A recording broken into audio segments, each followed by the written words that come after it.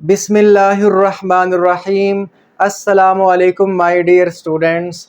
आज हम स्टार्ट कर रहे हैं क्लास 11 फ़िज़िक्स न्यू सिलेबस के चैप्टर नंबर 3 को, जिसका name circular and rotational motion है। और इस वीडियो में हम इस चैप्टर के नेम में यूज़ होने वाले दो वर्ड्स सर्कुलर मोशन और रोटेशनल मोशन को समझेंगे। स्टूडेंट्स, ये सिंपल सी डेफिनेशंस हैं, आपसे एग्ज़ाम में एज अ शॉर्ट क्वेश्चन पूछी जा सकती हैं। Simple define circular motion, write down it's 2 और 3 एग्जांपल्स। इसी तरह रोटेशनल मोशन वाला शॉर्ट क्वेश्चन भी आ सकता है। तो आइए हम समझते हैं कि सर्कुलर मोशन क्या होती है। देखिए स्टूडेंट्स, नाम से ही पता चल रहा है कि अगर बॉडी जो है वो सर्कल में मूव करेगी तो उसकी मोशन को हम सर्कुलर मोशन कहते हैं। यानी आसान अल्फाज में मैं अगर आपको बताऊं, the motion of an object in circular path is called circular motion.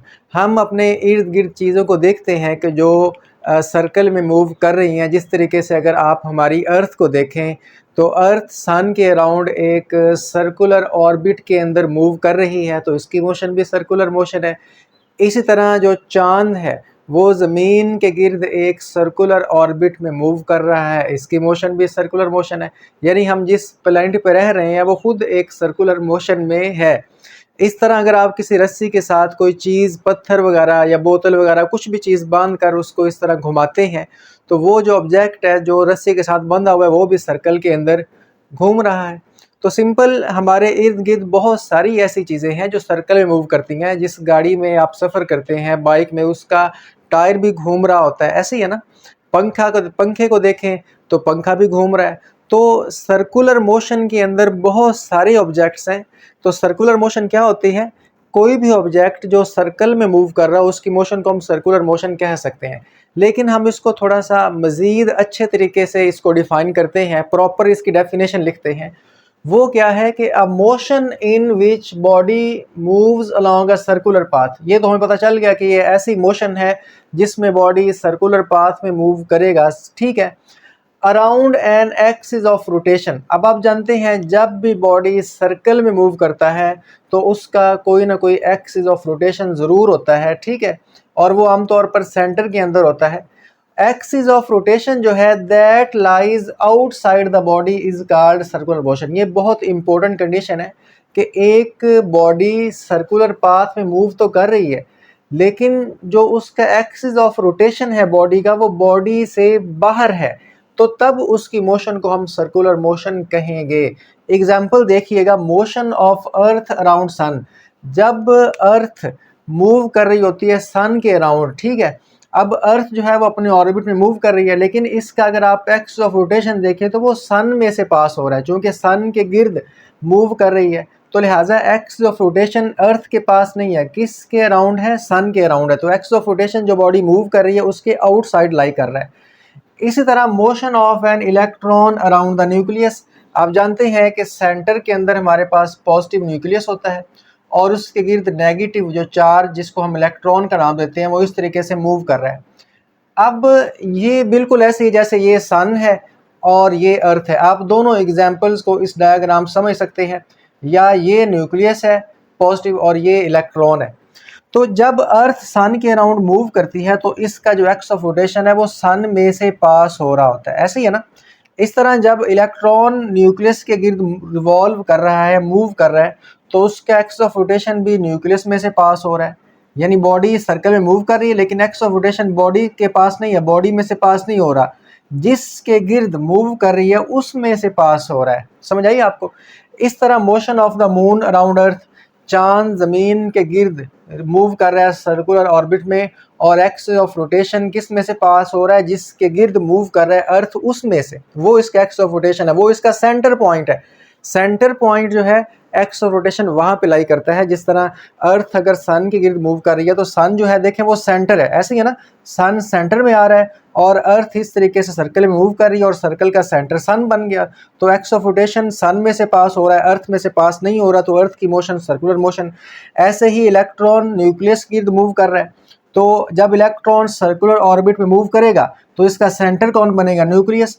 तो एक्स ऑफ रोटेशन सेंटर में से पास हो रहा है, यानी न्यूक्लियस में से पास हो रहा है, इलेक्ट्रॉन में से पास नहीं हो रहा, बॉडी में से पास नहीं हो रहा, आउटसाइड है, तो लिहाजा इसकी मोशन को हम सर्कुलर मोशन कहेंगे। इस तरह motion of satellite around earth, satellite भी अर्थ के गिर्द मूव करते हैं, तो जो अर्थ है वो फिर सेंटर बन रही होती है, एक्स ऑफ रोटेशन फिर अर्थ में से पास होगा, तो सैटेलाइट की मोशन भी सर्कुलर मोशन होती है। अब मैंने आपको ये भी example the, motion of a stone wheeled in a string, रस्सी के साथ आप एक पत्थर को बांधें और उसको घुमाएं ये सर्कल में, तो जब आप उसको घुमा रहे हैं तो आपकी जो फिंगर है वो इसके गिर्द घूम रहा है, तो आपकी जो फिंगर है वो उसका सेंटर पॉइंट है, यानी जब वो सर्कल बनाएगा तो उसका सेंटर कहाँ पे बनेगा? आपकी फिंगर वाला जो पॉइंट है वो इसका ओरिजिन सेंटर वाला पॉइंट है, और यहीं से एक्स ऑफ रोटेशन पास हो रहा है। तो स्टोन में से पास, पत्थर में से पास नहीं हो रहा, जो बॉडी घूम रही है उसके सेंटर जिसके गिर्द घूम रही है वहां से एक्स ऑफ रोटेशन पास हो रहा है, तो लिहाजा ऐसी मोशन को सर्कुलर मोशन कहते हैं। अब हम ज़रा रोटेशनल मोशन की बात करते हैं। जब रोटेशनल मोशन की बात करेंगे तो फिर आपको इसकी मज़ीद अच्छे से अंडरस्टैंडिंग आ जाएगी। अच्छा, सर्कुलर मोशन की और भी काफ़ी एग्जांपल्स हैं, ठीक है, लेकिन हमने यहाँ पर 4 लिख दी हैं। रोटेशनल मोशन की बात करते हैं। रोटेशनल मोशन को हम स्पिनिंग मोशन भी कहते हैं, यानी इसमें बॉडी किसी के गिर्द नहीं घूमता बल्कि अपने गिर्द ही घूमता है, यानी उसके एक्सिस ऑफ रोटेशन उसी के सेंटर में से पास होता है। कैसे? A motion in which axis of rotation lies inside the object, ऐसी मोशन जिसमें जो बॉडी है वो क्या करे, एक्स ऑफ रोटेशन उसमें से पास हो। X of rotation lies inside the object and the body rotates about that axis, और बॉडी अपने गिर्द ही, अपने सेंटर ऑफ जहाँ पे एक्स ऑफ रोटेशन पास हो रहा है उसके गिर्द घूमे, तो ऐसी मोशन को हम रोटेशनल मोशन या स्पिन मोशन कहते हैं।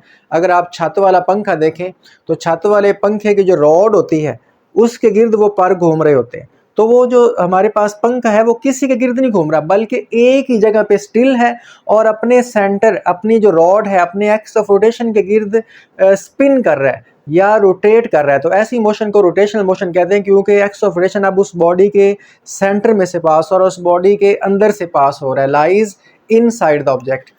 इसी तरह यही एग्जांपल लिखिए, रोटेशन ऑफ सीलिंग फैन, छत वाले पंखे को बोलते हैं अबाउट इट्स एक्सिस, ये हो गया। Rotation of earth about its own axis, अब आप जानते हैं अर्थ अपने एक्सिस के गिर्द भी मूव रोटेट करती है, जिसकी वजह से दिन और रात बनते हैं, और अर्थ जो है वो अपने एक्सिस के गिर्द एक चक्कर 24 घंटे में पूरा करती है। क्योंकि अर्थ काफ़ी बड़ी है ना, तो लिहाजा उसको जहाँ से जो है मूव करना, रोटेट करना शुरू हुई है, वहीं पे दोबारा आने में उसको 24 आवर्स लगते हैं, इसी की वजह से दिन रात होते हैं। तो अर्थ जो है जब वो अपने गिर्द रिवॉल्व कर रही है तो उसका जो एक्स ऑफ रोटेशन है वो बिल्कुल उसके सेंटर में से पास होता है। इसी तरह rotation of drill about its axis, अब आपने ड्रिलिंग मशीन यानी सुराख करने वाली मशीन तो देखी होगी, ठीक है। अब उसका जो वो नीडल होती है वो अपनी ही जगह घूमती है। एक होता है किसी चीज़ के गिर्द सर्कुलर ऑर्बिट में घूमना, वो ऑर्बिट में नहीं घूम रही बल्कि वो अपने गिर्द ही क्या कर रही है, स्पिन कर रही है, रोटेट कर रही है, तो उसका एक्सिस ऑफ रोटेशन उसके सेंटर में से पास हो रहा है, लिहाजा उस ड्रिल की मोशन को हम रोटेशनल मोशन कहेंगे, सर्कुलर मोशन नहीं कहेंगे। लास्ट एग्जांपल देखें, rotation of bicycle wheel about its axis. Let करें आपके पास एक साइकिल है या बाइक है और वो बड़े स्टैंड पे खड़ी हुई है, तो जब आप उसके किसी भी टायर को घुमाएंगे तो वो मोटरसाइकिल तो उधर ही खड़ी है, टायर कौन सा आगे मूव कर रहा है, बल्कि वो जो अपना सेंटर है उसके गिर्द वो क्या करेगा, रोटेट करना, घूमना शुरू कर देगा। तो स्टूडेंट्स यहाँ पर जो की डिफरेंस है, मेन डिफरेंस है वो क्या है कि अगर बॉडी एक सर्कुलर ऑर्बिट पे घूम रही हो, ठीक है, किसी चीज़ के गिर्द चक्कर लगा रही हो, तो जिस चीज़ के गिर्द चक्कर लगा रही है वो उसका सेंटर बनेगा, तो उसका एक्सिस ऑफ रोटेशन उस पॉइंट में से पास होगा जिसके गिर्द वो घूम रही है, तो लिहाजा ऐसी मोशन को हम सर्कुलर मोशन कहते हैं। लेकिन अगर एक ऑब्जेक्ट अपनी जगह पे रुक कर ही रोटेट करता रहे, घूमता रहे, तो फिर उसकी मोशन को हम रोटेशनल मोशन कहते हैं, सर्कुलर मोशन नहीं कहते। अब इसकी मैं आपको एक और एग्जांपल देता हूँ। लेट करें जो लोग हाजी या उम्रा करने जाते हैं तो वो जो है वो 7 चक्कर खाना काबा के गिर्द लगाते हैं, ठीक है, तो उनकी मोशन को फिर हम क्या कहेंगे, सर्कुलर मोशन या रोटेशनल मोशन बताएं? बिल्कुल, उनकी मोशन को हम सर्कुलर मोशन कहेंगे, ठीक है। वो सर्कल के अंदर मूव कर रहे हैं, उनका एक्सिस ऑफ रोटेशन जो है वो खाना काबा है, ठीक है।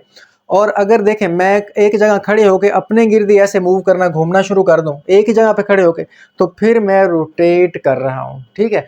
अब लेट करें आप बोतल का ढक्कन खोलते हैं, ठीक है, बोतल का ढक्कन जब आप खोलते हैं तो वो अपने गिर्द ही, अपने एक्सिस के गिर्द ही क्या कर रहा है, रोटेट कर रहा है, तो उसकी मोशन को हम क्या कहेंगे, रोटेशनल मोशन कहेंगे।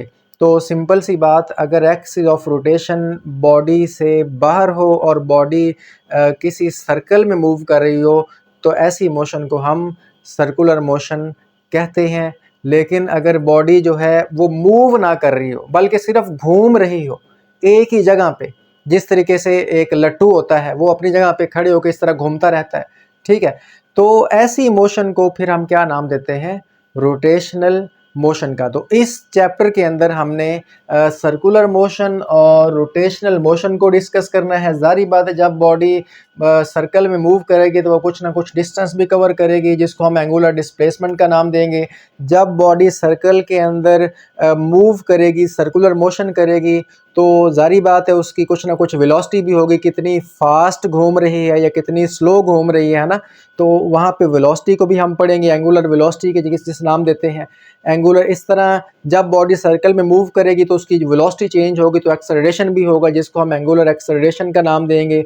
इसी तरीके से सेंट्रीपिटल फोर्स और जो चीज़ें सर्कल के अंदर मूव कर रही हैं, जिस तरीके से सैटेलाइट्स हैं उनकी वेलोसिटीज़ क्या होती हैं, ठीक है, तो हम इन चीज़ों को भी अच्छे से स्टडी करने वाले हैं। तो स्टूडेंट्स, आज की इस वीडियो में जस्ट हमने इन दोनों डेफिनेशंस को पढ़ा।